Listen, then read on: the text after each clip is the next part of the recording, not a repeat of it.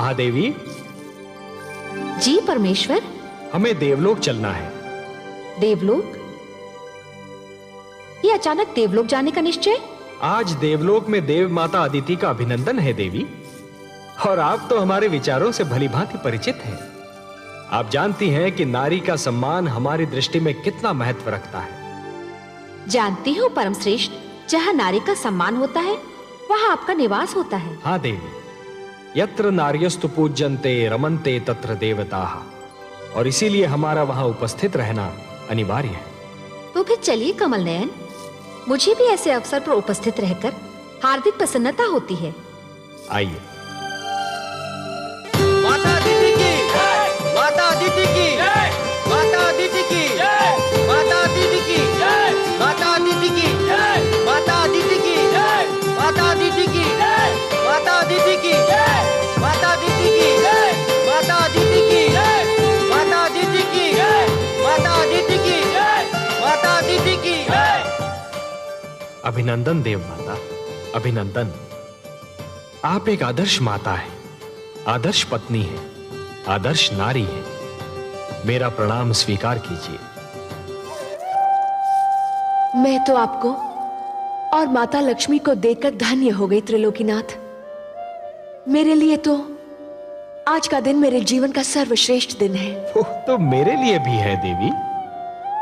आज आपको आपके योग्य पुत्र सम्मानित कर रहे हैं, और मेरे लिए वो दिवस सृष्टि का सबसे श्रेष्ठ दिवस होता है जब संतान माता का अभिनंदन करती है। और आपने तो ऋषि कश्यप के प्रति अपने पत्नी धर्म को और अपनी संतान के प्रति अपने मातृत्व के धर्म को इतनी निष्ठा और गरिमा से निभाया है कि समस्त संसार को आपसे सीख लेनी चाहिए। देव माता तो मुझे मेरे पुत्रों ने बना दिया है, जिन्हें संसार देवता कहकर पुकारता है। परंतु सत्य इससे सर्वथा विपरीत है देवी। अर्थात? सत्य यह है कि संसार आपके पुत्रों को देवता इसलिए कहता है कि आपने उन्हें वो सारे संस्कार दिए जिन्हें पाकर ये देवता हो गए। मैंने तो उन्हें केवल माता का प्रेम दिया है सर्वेश्वर। निस्संदेह, परंतु माता का प्रेम वो विचित्र वस्तु है देवी, जो संतान को सुधार भी सकता है और संतान को बिगाड़ भी सकता है। आपने अपनी संतान को अच्छी शिक्षा दी, अच्छे आचार विचार दिए, अच्छाई और बुराई की पहचान कराई, जीवन जीने के ढंग सिखाए, उन्हें बुरी डगर पर चलने से रोका, उनकी हर भूल पर उन्हें टोका, और यही तो माता का वास्तविक प्रेम है। देवी, जिस प्रकार एक पौधे को अच्छे फलने फूलने के लिए सूर्य के प्रकाश, निर्मल जल और स्वच्छ वायु की आवश्यकता होती है, उसी प्रकार अपनी संतान को योग्य बनाने के लिए अच्छी शिक्षा, दीक्षा और मार्गदर्शन की आवश्यकता होती है। और यही तो सब आपने अपनी संतान को दिया। ये सब आप ही की कृपा है लक्ष्मी नारायण। नहीं देव माता, नहीं। जल को अपनी निर्मलता, वायु को अपनी शीतलता और पुष्प को अपनी सुगंध का ज्ञान नहीं होता। ये ज्ञान तो केवल उन्हीं को होता है जो जल को स्पर्श करते हैं, जो वायु का अनुभव करते हैं, जो पुष्प के समीप जाते हैं। हे देव माता अदिति, आप कितनी महान हैं इसका अनुमान कदाचित आपको नहीं है, परंतु आपके पुत्रों को है, संसार को है और मुझे है। बल्कि आपके मातृत्व को देखकर तो मुझ जैसा अजन्मा भी आपकी कोख से जन्म लेना चाहता है। हे त्रिलोकीनाथ, आपके सुंदर मुख से ये मधुर वाणी सुनकर मेरे हृदय की जो दशा है उसका वर्णन करने के लिए मेरे पास शब्द ही नहीं है। मेरा मन प्रसन्नता से फूला नहीं समा रहा। आपकी माता कहलाने से बड़ी उपलब्धि और क्या हो सकती है। जिसे ये स्थान मिल जाए त्रिलोक में, उसकी तुलना कोई नहीं कर सकता।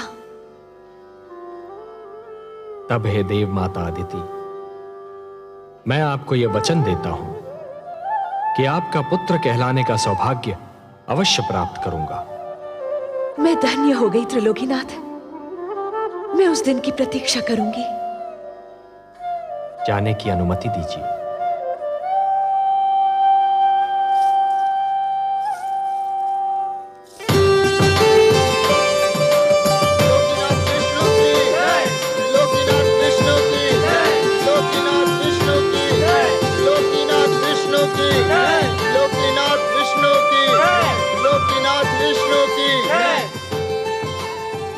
आइए माता, विराजिए। धन्यवाद पुत्रों, तुम्हारे कारण तो मुझे आज इतना महान वरदान मिल गया। पर हम तो आपको कुछ न दे सके माते।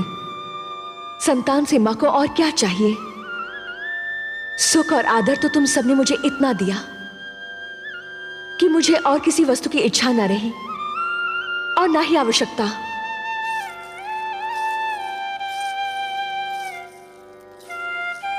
हम चाहते हैं कि हम आपकी और सेवा करें माते। हम चाहते हैं कि आप अब यहीं रहे देवलोक में। हाँ माते, अब आप यहीं रह जाइए। पुत्रों, नारी का देवलोक वही होता है जहां उसका पति निवास करता है, और मेरा देवलोक मेरी धरती है जहां मेरे पति और तुम्हारे पिता प्रतीक्षा कर रहे हैं। तुम सब तो हर पल मेरे साथ हो, क्योंकि मेरे मन में हो। मुझे भी सदैव अपने मन में रखो, मैं भी तुम्हारे साथ रहूंगी। मैं अब चलूंगी। मेरे देवता को यज्ञ के लिए मेरी प्रतीक्षा करनी पड़े, ये मेरे पत्नी धर्म के विरुद्ध है। मुझे अब चलना चाहिए।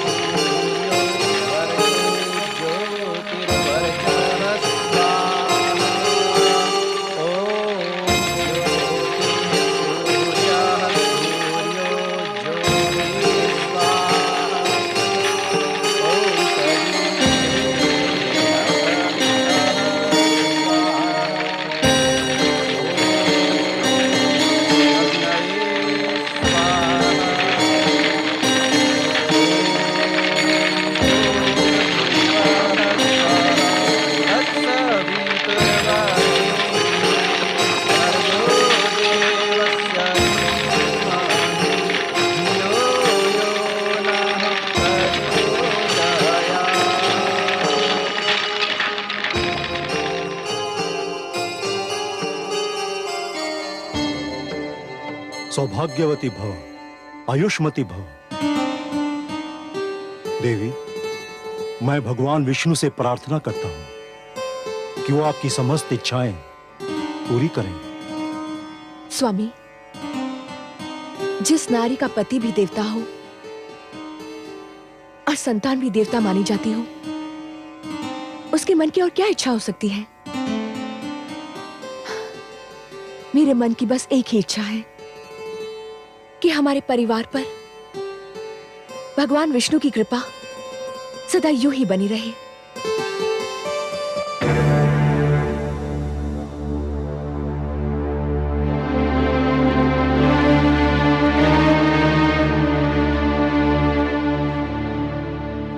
आप दोनों अब आ रही हैं, जबकि यह यज्ञ संपन्न हो चुका है।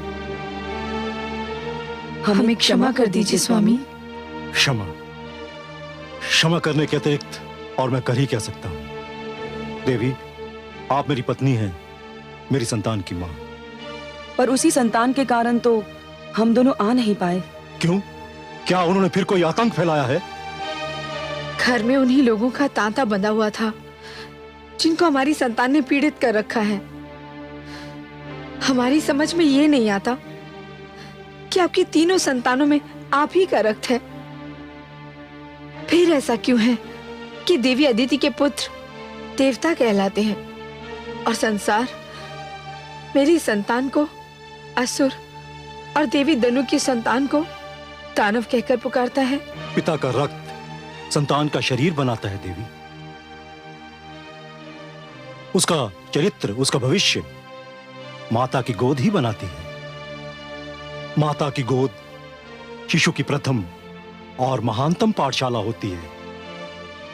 संस्कारों की नींव माता की गोद में ही पड़ती है और उसी पर चरित्र का महान भवन खड़ा होता है। शिशु अपनी माता की उंगली थामकर पहला पग उठाता है और यही पहला पग उसका भविष्य निर्धारित करता है। अदिति को ही देखिए, उन्होंने अपनी संतान को वो शिक्षा दी, वो संस्कार दिए, आज उन्हें श्रेष्ठ माना जाता है, देवता कहा जाता है।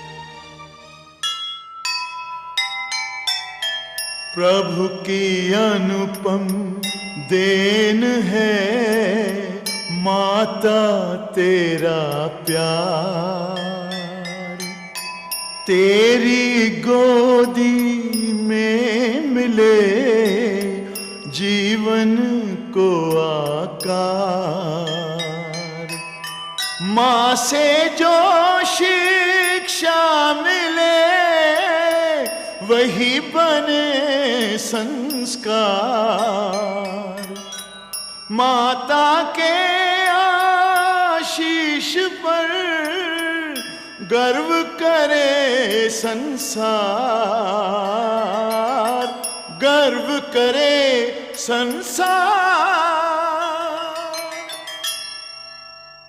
और आप दोनों ने अपनी संतान की शिक्षा की ओर कोई ध्यान नहीं दिया, उन्हें कभी बुरे कर्मों से रोकने की चेष्टा नहीं की। लाड प्यार करके उन्हें इतना बिगाड़ दिया कि आज वो आपकी भी नहीं सुनते। मैं उनको नहीं, आपको दोषी समझता हूं। और देवी धनु, आपके पुत्र हयग्रीव ने धरती पर वो उत्पात मचा रखा है कि संसार उससे पीड़ित है और मैं उससे लज्जित हूं।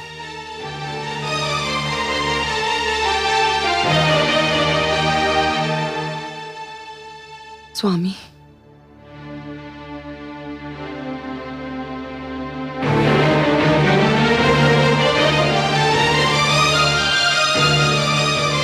देवी अदिति, आप ही कोई उपाय बताइए कि मैं क्या करूं। हयग्रीव को समझाइए बहन कि वो हिंसा और अत्याचार का मार्ग छोड़ दे।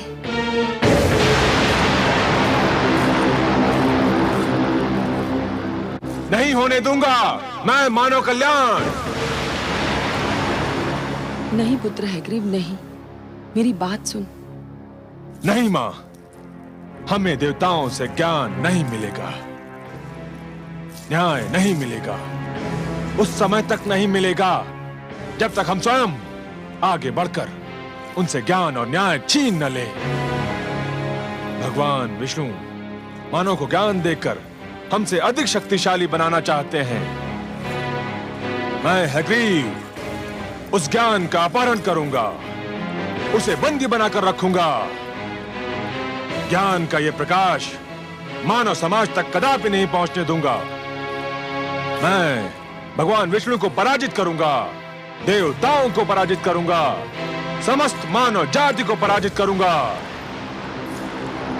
मां, हयग्रीव से आरंभ होगी दानव संस्कृति।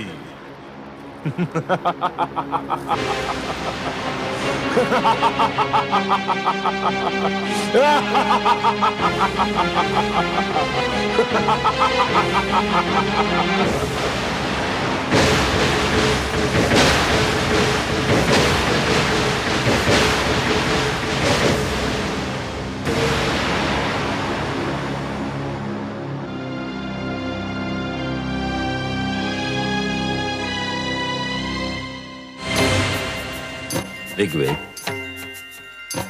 यजुर्वेद, सामवेद, अथर्ववेद, मेरे निकट आइए।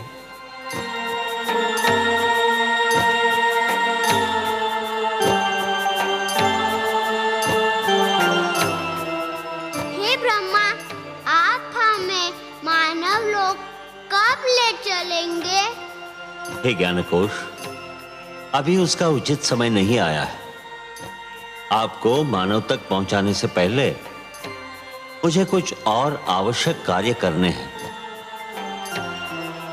आपकी सुरक्षा मेरा सर्वप्रथम उत्तरदायित्व है। मुझे आपको उन हाथों में देना है जो आपके योग्य हो। मैं भगवान शिव से परामर्श करने जा रहा हूं। मेरे लौटने तक आप यहीं रहिए। जब तक मैं ना आऊं तब तक इस क्षेत्र से बाहर पग न धरें। मैं शीघ्र ही लौट आऊंगा। हे ब्रह्मा, हम आपके आदेश का पालन करेंगे।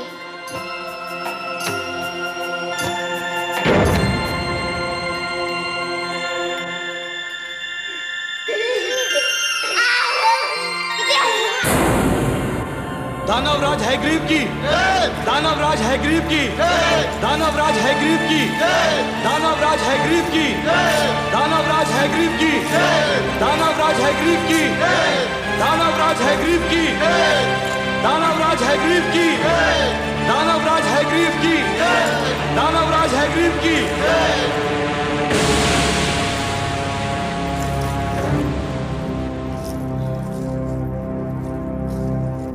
आज तुम्हें सुनाने के लिए कोई शुभ समाचार नहीं है मेरे पास। हाँ, दानव समाज के लिए एक अशुभ समाचार अवश्य है। देवता तो सदा से ही हमसे अधिक श्रेष्ठ और ज्ञानी माने जाते रहे, और अब देवताओं के मित्र विष्णु ने मानव को भी हमसे अधिक श्रेष्ठ और ज्ञानी बनाने के लिए 4 वेदों को जन्म दिया है। और विष्णु ने इन 4 वेदों को मानव तक पहुंचाने का कार्यभार ब्रह्मा को सौंपा है। और इस समय वो 4 वेद ब्रह्मा के पास हैं। ये हम दानवों के विरुद्ध षड्यंत्र है। ये देवताओं का मानव के प्रति पक्षपात है। इसे किसी प्रकार रोकिए। रोकूंगा, अवश्य रोकूंगा। जब तक मैं जीवित हूं, ज्ञान का यह प्रकाश मानव जाति तक कदापि नहीं पहुंचने दूंगा। मारक, घातक, पीड़क, हिंसक,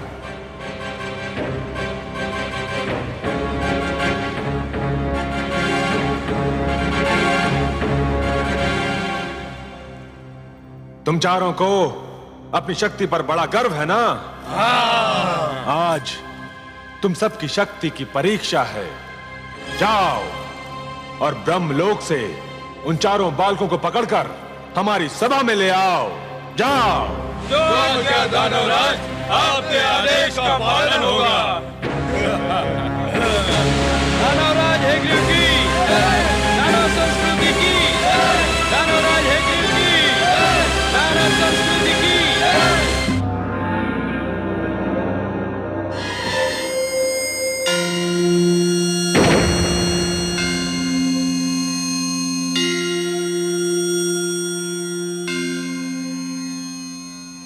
प्रणाम आदि प्रजापति ब्रह्मदेव। प्रणाम भोलेनाथ। शिवलोक पधार कर आपने मुझे धन्य किया। मैं आपसे कुछ परामर्श करना चाहता हूं शिव शंकर। आपको सहयोग देकर मुझे प्रसन्नता होगी। हे महेश, भगवान विष्णु ने 4 बालकों के रूप में अपनी वाणी मुझे सौंपी है और आदेश दिया है कि मैं इसे मानव तक पहुंचा दूं। ये तो आपके लिए कोई कठिन कार्य नहीं है। कठिन कार्य तो नहीं है, पर एक दुविधा ने मुझे आ घेरा है। दुविधा? और आपको? हाँ भोलेनाथ, आप तो भली भांति जानते हैं कि धरती पर क्या उत्पात मचा हुआ है। युद्ध, छल, कपट, भ्रष्टाचार, अत्याचार से धरती की दशा दयनीय हो गई है। एक मानव दूसरे मानव के रक्त का प्यासा हो रहा है। ऐसे मानव को भगवान विष्णु की दी हुई ये महान वाणी, ये अनुपम भेंट मैं कैसे सौंप सकता हूं भला? तो फिर आपने क्या निर्णय किया? कोई निर्णय लेने से पहले मेरे लिए आपकी स्वीकृति की आवश्यकता है। मेरी स्वीकृति? हाँ शिव शंकर, इस सृष्टि की रचना मैंने की है, परंतु इस सृष्टि में बहुत सी ऐसी वस्तुएं भी जन्म ले चुकी हैं जो अनचाही हैं। मैं इस सृष्टि में परिवर्तन चाहता हूं। भगवान विष्णु के आप्त वचन को मानव तक पहुंचाने से पहले मैं चाहता हूं कि धरती से कुरूपता, पाप, अन्याय तथा अवगुण का विनाश हो जाए। और हे महेश, यह कार्य तो केवल आप ही कर सकते हैं। हे आदि प्रजापति, इस धरती पर रूप और कुरूपता, न्याय और अन्याय तथा गुण और अवगुण एक दूसरे में इस प्रकार समाये हुए हैं, यदि एक को मिटाया जाए तो दूसरे का भी कुछ अंश मिट सकता है। पुण्य और पाप एक दूसरे में इस प्रकार उलझ गए हैं, यदि एक पर चोट की जाए तो दूसरे को भी हानि पहुंच सकती है। यह क्षेत्र आपका है भोलेनाथ, कोई और इस कार्य में हस्तक्षेप कर ही नहीं सकता। यह निर्णय केवल आप ही कर सकते हैं कि किसको नष्ट किया जाए और किसकी सुरक्षा की जाए। आप जो निर्णय करेंगे वही उचित होगा, परंतु निर्णय तो आपको करना ही होगा। मुझे सोचने का अवसर दीजिए प्रभु।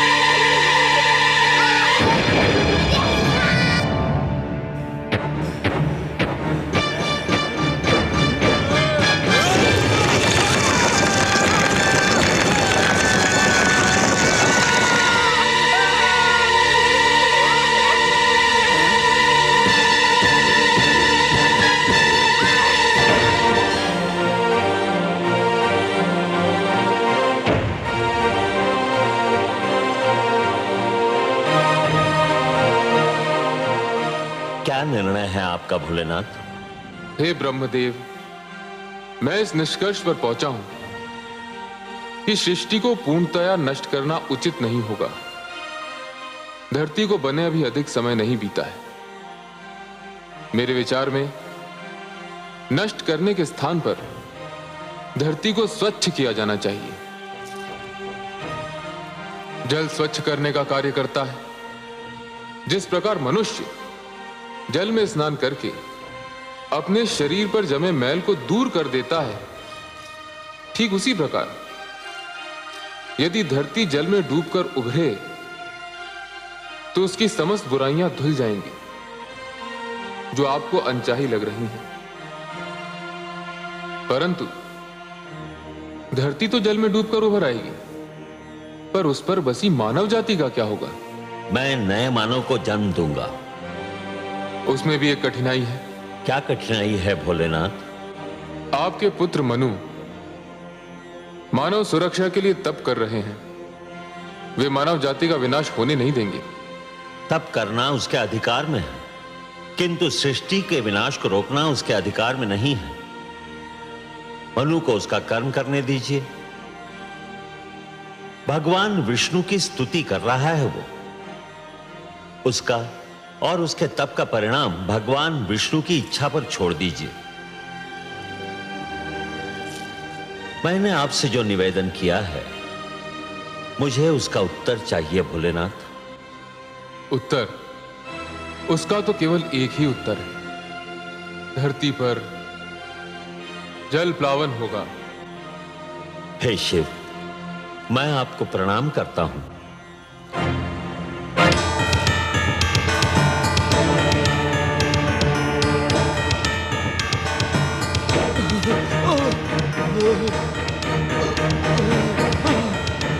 दानवराज, दानवराज, हम उन बालकों का अपहरण नहीं कर सके। 3 दानव ब्रह्मलोक में मारे गए। मैं किसी प्रकार अपने प्राण बचाकर यहाँ पहुंचा हूँ। कायर, तू भी वही क्यों नहीं जलकर भस्म हो गया? मैं भी मर जाता तो ये सूचना आपको कौन देता दानवराज? सूचना समाप्त हो चुकी ना? तो फिर अब तेरा कार्य भी समाप्त हो गया।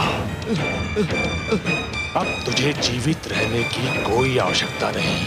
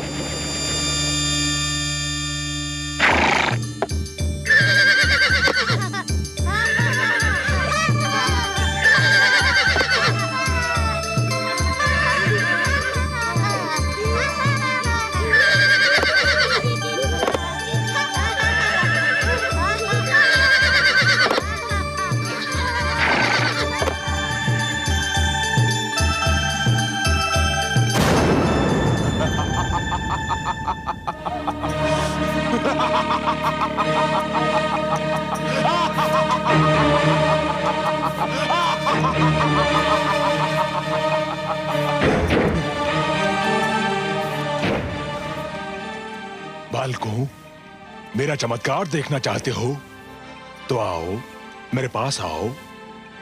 हम यहाँ से बाहर नहीं जा सकते। क्यों? क्यों नहीं आ सकते? भगवान ब्रह्मदेव का आदेश है कि हम इस क्षेत्र से बाहर पग भी न धरे। अरे वो तो महाकपटी है, तुमसे छल कर रहा है। ब्रह्मा जैसे महान देवता के लिए ऐसा शब्द मुख से निकालते हुए तुम्हें लज्जा नहीं आती? लज्जा?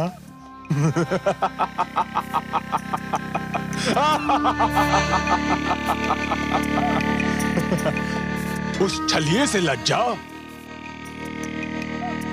जानते हो वो कहाँ गया है? जानते हैं, वो शिवलोक गए हैं। और वहाँ क्या करने गया है? ये तो हम नहीं जानते। तुम चारों को पाकर ब्रह्मा के मन में खोट समा गया है।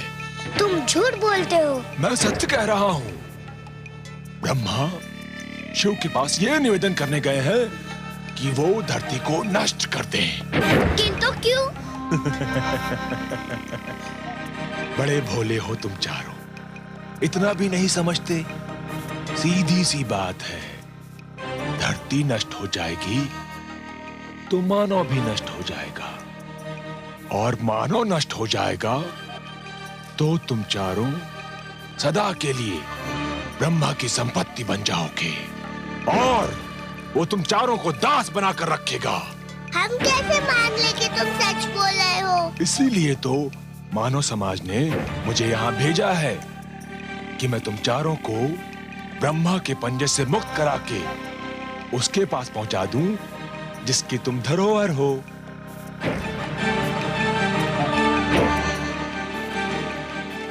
सोच क्या रहे हो? यदि ब्रह्मा आ गया तो कभी मुक्त नहीं हो पाओगे। जीवन भर उसके दास बनकर उसकी सेवा करते रहोगे। व्यर्थ सोच विचार में समय नष्ट ना करो। मेरे साथ चलो, आओ आओ। मैं तुम्हें वचन देता हूं कि मैं तुम्हें इसी समय मानव के पास पहुंचा दूंगा। मानव बहुत समय से तुम्हारी प्रतीक्षा कर रहे हैं। आओ, मेरे पास आओ, आओ, आओ।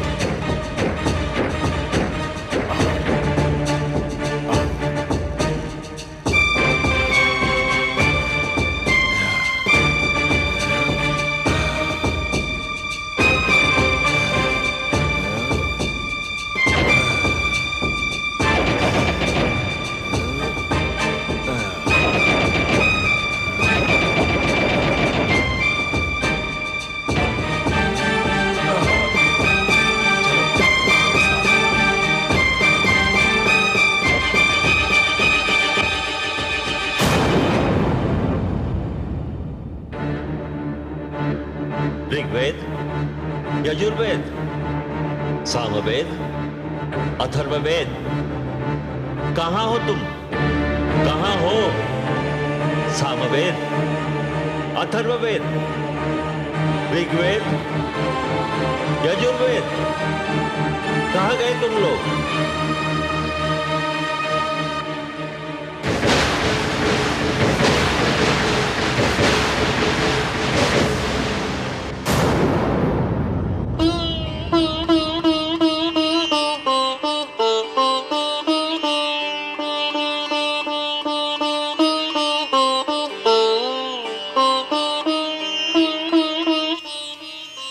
सर्वेश्वर, आपने अपनी जो धरोहर ब्रह्मा जी को सौंपी थी उसे कोई चुरा कर ले गया है।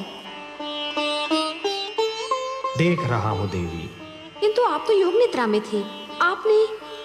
ध्यानस्थ था देवी। निद्रा और ध्यान में बस थोड़ा सा ही तो अंतर होता है। निद्रा में शरीर के साथ साथ मस्तिष्क भी सो जाता है, और ध्यान में मस्तिष्क सचेत और पूर्ण रूप से जागा हुआ होता है। हे सर्वेश्वर, फिर आप शांत क्यों हैं?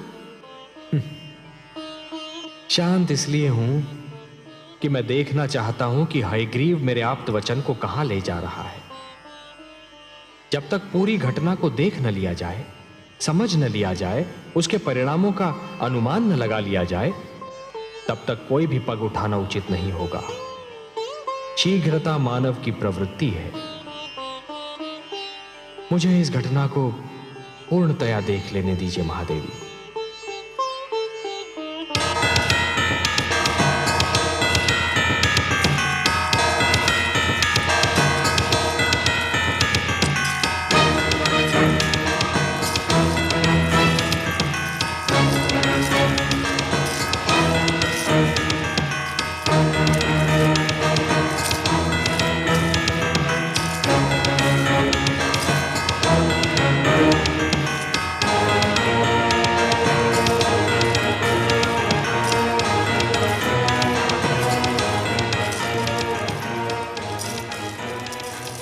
तुम कौन हो और हमें कहाँ ले आए हो? मैं अग्रीव दानव हूँ और ये मेरा भवन है और तुम चारों अब सदैव यहीं रहोगे। तुम कपटी हो। तुमने हमारे साथ छल किया।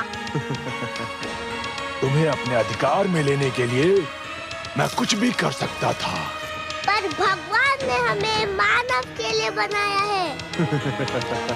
हम मानव कल्याण के लिए रचे गए हैं। हमें मानव के पास जाना है। अब तुम कहीं नहीं जाओगे। बड़ी कठिनाई से तुम्हें प्राप्त किया है। अब देखता हूँ मानव हमसे अधिक शक्तिशाली कैसे बनता है। तुमने हमें मुक्त नहीं किया तो भगवान विष्णु तुम्हारा सर्वनाश कर देंगे।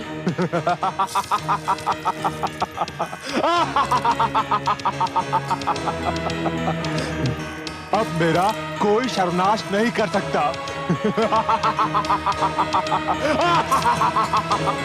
और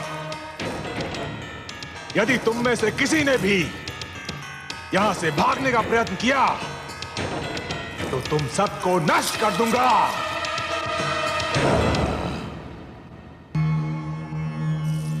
प्रणाम। हमारी धरोहर चोरी हो गई। कोई हमारे वेदों को अपहरण कर ले गया। यही सूचना लेकर आए हैं ना आप ब्रह्मा जी? आपसे क्या छुपा है सर्वेश्वर? हाँ, ऐसा ही हुआ है। मैं शिवलोक गया था। मेरी अनुपस्थिति में कोई उन्हें चुरा ले गया। ये कार्य दानव हयग्रीव ने किया है। जब से देवताओं ने दानवों और असुरों पर श्रेष्ठता प्राप्त की है, तभी से वो दुष्ट द्वेष की अग्नि में जल रहे थे। अब जब उन्हें यह ज्ञात हुआ कि वेदों के कारण मानव भी उनसे श्रेष्ठ हो जाएगा, तो वो सहन नहीं कर सके। मैं हयग्रीव को ऐसा कड़ा दंड दूंगा कि वो जीवन भर भूल नहीं पाएगा। ब्रह्मा जी, वेद मेरी वाणी है।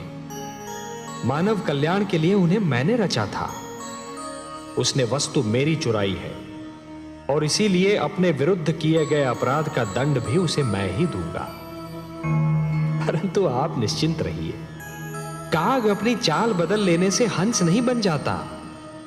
विष अपना रंग बदल लेने से अमृत नहीं हो सकता। वेदों को अपने निकट रखने के उपरांत भी दानव अपनी दानवी प्रवृत्ति नहीं बदल सकते। फिर भी अपनी पवित्र वाणी को अपवित्र वातावरण में नहीं रहने दूंगा मैं। यह मेरा संकल्प है। जो संस्कारहीन है वो ज्ञान तक पहुंचकर भी अज्ञान के अंधकार से बाहर नहीं निकल सकते। हे जनार्दन, एक और विचार भी मुझे व्याकुल कर रहा है। मेरे अनुरोध पर भगवान शिव ने पृथ्वी को जलमग्न करने का निर्णय लिया है। दूसरी ओर मनु ने सृष्टि की सुरक्षा के लिए आमरण व्रत रख लिया है। धरती के जलमग्न होने में अधिक विलंब नहीं है। आपके पुत्र मनु की इच्छा और हमारा उद्देश्य एक ही है। उसकी इच्छा है मानव कल्याण और वही हमारा भी उद्देश्य है। अब महादेव के निर्णय और हमारे उद्देश्य की पूर्ति के बीच क्या होना है, यह आप हम पर छोड़ दीजिए। आप चिंता मुक्त होकर जाइए ब्रह्मलोक। हे नारायण, सृष्टि के कल्याण के लिए आप जो भी करेंगे, सृष्टि का कल्याण उसी में है। प्रणाम।